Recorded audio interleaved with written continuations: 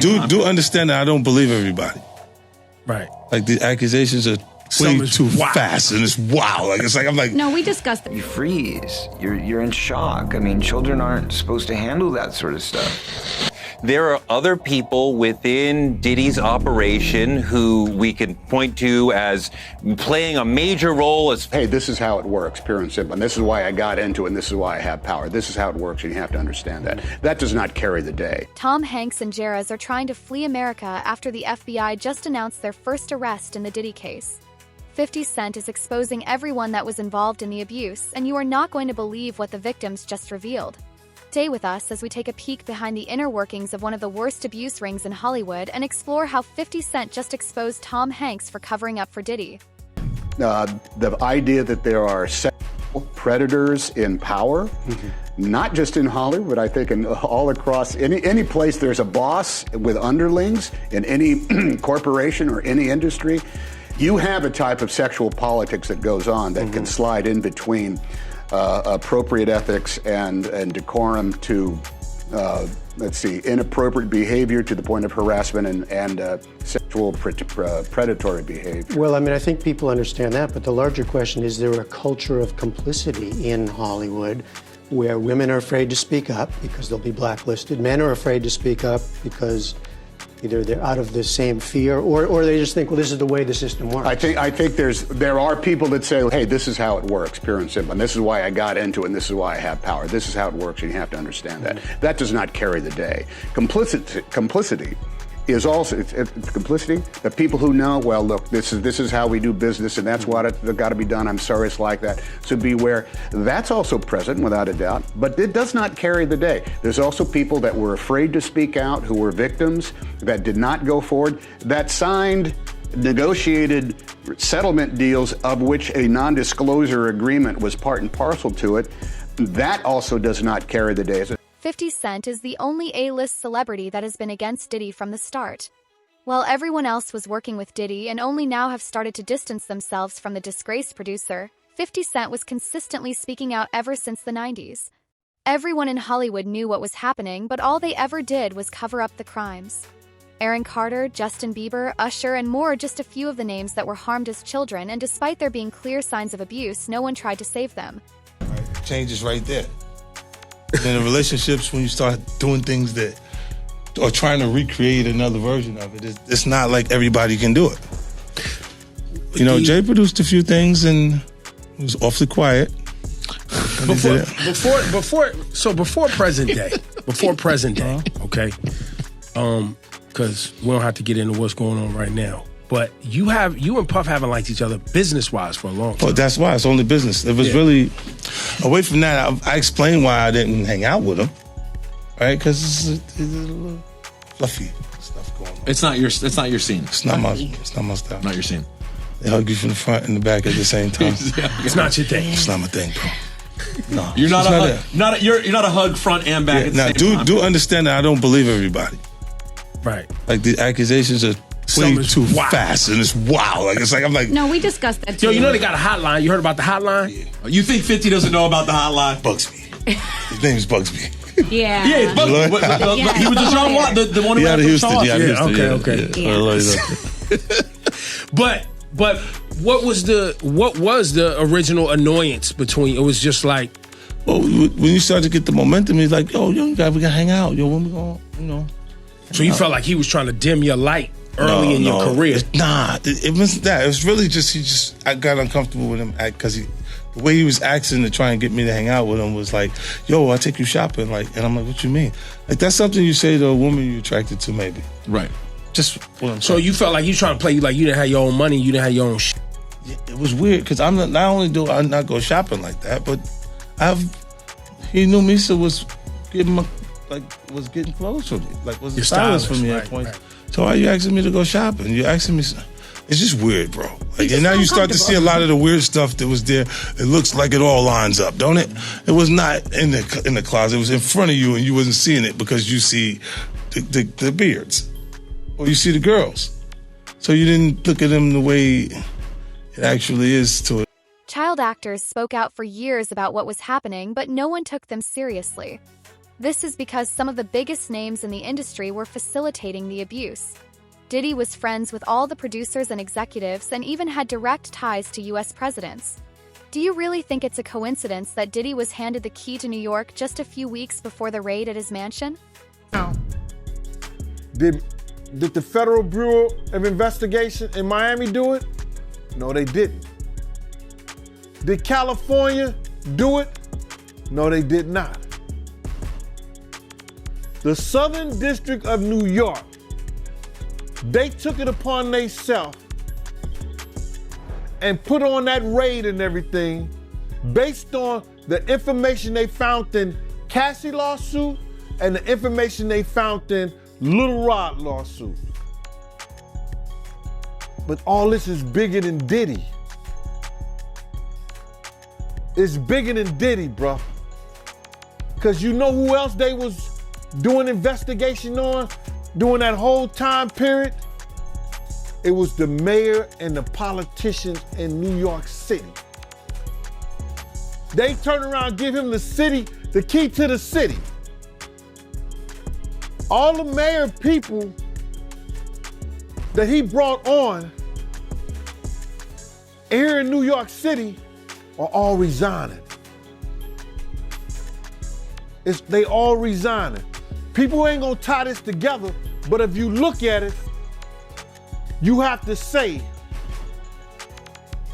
because of Mayor Adams and his relationship with Diddy, it brought on the Southern District of New York to start investigating Diddy on civil lawsuits that was put against him.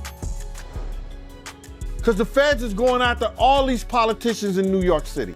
The only reason Diddy managed to escape arrest for so long was because he wasn't working alone. Diddy had a whole network of people that were complicit in the abuse that occurred. Allegedly, Diddy even tried inviting 50 Cent into his network, but 50 refused because he was creeped out by Diddy. According to 50 Cent, Diddy was romantically interested in him and even made multiple advances towards him, but 50 refused and stepped out. People who were signaling to us that something was very wrong with Diddy, and they were virtually just being laughed out of the room. One person who was always anti-Diddy and was always speaking about Diddy as a problematic person was 50 Cent. And it turns out that it's just been announced that he's created a docu-series on Netflix. I can't wait to see this. And he is saying that it's a complex narrative that spans decades, which we are obviously realizing this, which should really make it clear to you that Hollywood is a tremendous evil. Everybody colluded to protect these secrets. They all were aware of it, and few spoke out. So Netflix is producing the docuseries from Curtis Jackson, 50 Cent, about the charges of sex trafficking and racketeering, as well as sexual assault and violent abuse allegations against Diddy Combs. And Alexandria Stapleton will be directing the project. I will be definitively watching this. They describe this as a story with significant human impact. It's a complex narrative spanning decades, not just the headlines or the clips that we have seen so far. And 50 Cent is exclusively speaking to Variety, saying that he remains steadfast in his commitment to give a voice to the voiceless and to present authentic and nuanced perspectives. While the allegations are disturbing, we urge all to remember that Sean Combs' story is not the full story of hip-hop and its culture. We aim to ensure that individual actions do not overshadow the culture's broader contributions. Now, I would actually beg to differ. I would beg to differ on this because, like I said, I read that book, Hollywood Babylon, and as it traced, and again, that was movie culture, so they were kind of getting into the beginning of film, silent films, and making it clear that it was the carnies, the carnival people, the freaks that established Hollywood, and they were creating characters, and these people were drug addicted, sex addicted, and essentially they turned them into stars on screen because in many ways they wanted to emulate, mock, and destroy the church. Why is 50 Cent the only one speaking out about the alleged abuse that happened behind closed doors? Are others staying silent out of fear, or is there a deeper reason? Allegedly, celebrities are hesitant to expose Diddy because of the leverage he holds over them and the connections he has. Sources close to Diddy and even the U.S. Attorney to the Southern District have all confirmed that Diddy was blackmailing people and using his connections to silence the witnesses. A lot of these people were also aspiring young artists in the music industry. And then these parties were sponsored by Motown Records CEO, Universal Records CEO. This goes all the way to the top. And so you get these people in compromising situations. The drinks were laced, the videotapes were hot, and then at the end of the day, you wake up the next morning, what did I do? And then they have compromising material on you. And then they can guide your career. They could kill your career, but they got you. And it wasn't just people in the music business. As you said, there were athletes, there were celebrities, there were politicians, people from the royal family. And we were also told by the former bodyguard that Diddy was an FBI informant. Whoa. So he was a snitch and was feeding information to the feds. And we don't know what that means. We haven't been able to confirm it, but even Little Rod said it's not just like Epstein, it could be worse. Justin Bieber never directly named Diddy because he knew that no one was going to save him. Usher, the very person that was supposed to protect Justin, handed him over to Diddy, and allegedly Usher himself had been a victim of abuse. Hollywood has a history of trying to silence victims. Jeffrey Epstein, Harvey Weinstein, Danny Masterson, all these people had reports of abuse against them, but no one did anything. Someone who's spoken out about this and is painfully aware is former child star Corey Feldman. You freeze. You're in shock. I mean, children aren't supposed to handle that sort of stuff. I can tell you that the #1 problem in Hollywood was and is and always will be pedophilia. Nobody talks about pedophilia. It's the big secret. And it's widespread? Oh, yeah. I was surrounded by them. For years now, as evidenced on Nightline in 2011, Corey Feldman has been claiming that he and his good friend, the late Corey Haim, were victims of molestation when they were young actors. Last year, he opened up to our Alex Hudgens. Why didn't Kids you are come forward scared. Then? You know, kids don't think I'm gonna go. First of all, for me, the person that was doing it to me the most, you know, well, I mean, I could say that the two people that did it to me were both close friends of mine, or so I thought. Feldman claims Haim endured more than him. In his book, Choreography, he alleges that Haim was raped on the set of the 1986 film Lucas. The following year, 1987, their film, The Lost Boys, came out. It was when we were both on the set of Lost Boys that, you know, things were happening to both of us, you know, not from anyone on the set, might I clear that up, but, you know, outside elements. How did people not know when these are two, or did they know and they just weren't doing anything about it? I mean, I know he told a lot of people. That's the thing that's so upsetting to me. It's not like it's just me that knows this story. Other people know. A lot of people know. They're still working, they're still out there, and they're some of the richest, most powerful people in this business. Back in 2013, on The View, Feldman was insistent that perpetrators are still out there, but says he won't name names due to statute of limitation laws in California. He also has another reason that echoes something we've heard regarding Harvey Weinstein. From what I've seen, every time somebody tries to bring up a public name and they have a lot of money and power and a publicity machine behind them, the person who does the accusing is the one that ends up looking bad. They would pull away the better looking younger kids and keep them for their own after party, and it would turn into a pool party. And then they'd have their rules. Oh, there's no swimsuits on in the pool. With Diddy now behind bars, the people he worked with have also started to get arrested. This is now an international operation. The ex-CEO of Abercrombie & Fitch, Mike Jeffries, was just arrested due to his connection with a trafficking ring.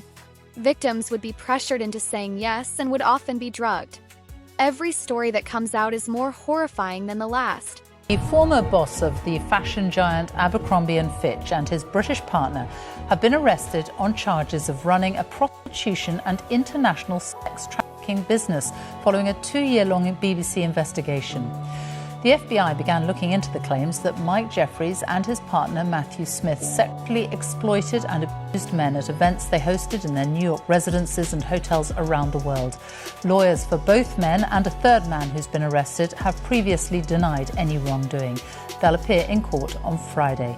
Rihanna Croxford broke the story that led to the FBI's initial investigation. Here's her report.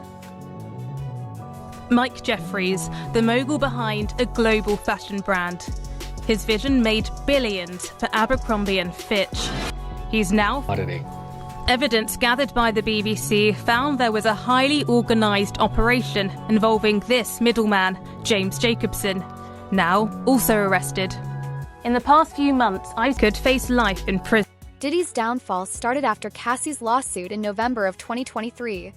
Cassie first filed a civil lawsuit against Diddy, and just 3 days later, Diddy settled. Diddy knew that if one lawsuit was filed against him, more would be on their way, and that's exactly what happened. No one had ever even filed a lawsuit against Diddy, but since Cassie had video evidence of the abuse, Diddy settled. Now, after footage of Diddy with minors has started leaking, more and more victims are coming forward to take down Diddy and everyone associated with him. The arrest on sexual abuse and racketeering charges of Sean Combs, known alternately as Puffy or Diddy, sent shockwaves through the hip-hop world and is sparking vigorous debates online about who knew what, when, and for how long, and who else might have been involved. Combs insists he's innocent, but a judge rejected his lawyer's bail proposal because he had concerns that Combs might try to tamper with witnesses. Combs' downfall was years in the making and involved the abuse of Cassie Ventura, his former girlfriend, and others. According to friend of the show Teray, who has new reporting on what led to the downfall of Diddy, Combs' descent into darkness was due in part to, quote, drug abuse. It's central to why he's now facing a mountain of serious charges. When Diddy and Cassie were together, he dragged Cassie down into addiction. After she left him, someone said, she went to rehab to get control of her life, which led to a process of healing, not just from the drugs, but from the abuse. From there, she found the courage to speak up. Joining me now is Teray, who, as I mentioned, has been reporting about Diddy on his Substack, Culture Fries, and on his Teray Show podcast. Teray, my friend, talk about more that you learned about what led to Diddy's downfall. Well, you know, Cassie was recording an album for about 10 years. She made a ton of songs. She made collabs. She had producers. She thought she was actually working on an album. That was ultimately a giant pacifier to keep her happy while Diddy was actually using her for other things, right? For the freak-offs that we're talking about. The album never had a release date. It was never really going to come out. He was just using her for that purpose. So that's part of where you get into racketeering, that there's all these people that he's using in a business context to have her at his beck and call in this other nighttime context. And it's really disgusting, and he really robs her of her spirit and her time that she could have used to become a great artist. And when Kim Porter passes away, and this is from a story that I'm working on for the Substack, that'll come out later this week. When Kim Porter passes, Diddy is so distracted and devastated that Cassie's able to get away from him. She gets pregnant and she gets married, and then she's in a supportive environment. Her parents are around her, her husband, she has friends around her. She goes to rehab, and there she finds her voice to be able to speak up for the person she used to be, right? When she was under his control, because she's not that person anymore. And when she gets to that place in her life, she starts to speak up, because there's so many people who wanted to speak out against him and were afraid. And when she finds the courage to speak up about her truth, then others are able to come forward, and then it all falls apart for him. You know, racketeering implies that there are more than one person involved, though. Is there, and that is the question a lot of people are asking, is who else is involved in this? There are other people within Diddy's operation who we can point to as playing a major role as far as security, as far as procuring things, as far as getting people into his orbit. I would imagine that many of those people are currently talking to federal law enforcement, trying to save themselves from going to prison. Others are sitting there nervous. Not everyone is talking, but surely some of them are. So, I mean, there's a lot of people lining up to tell the story, but I think a lot of the evidence is going to come from what Sean himself videotaped. 8 of the videos that Diddy shot have allegedly already made their way into the FBI's hands, handed to Homeland Security by Courtney Burgess, a source that was allegedly close to Diddy's ex-wife Kim Porter. These videos incriminate Diddy and everyone that was close to him and allegedly involved in the abuse. Details of this abuse are shocking, and everyone that is found to be associated is going to jail.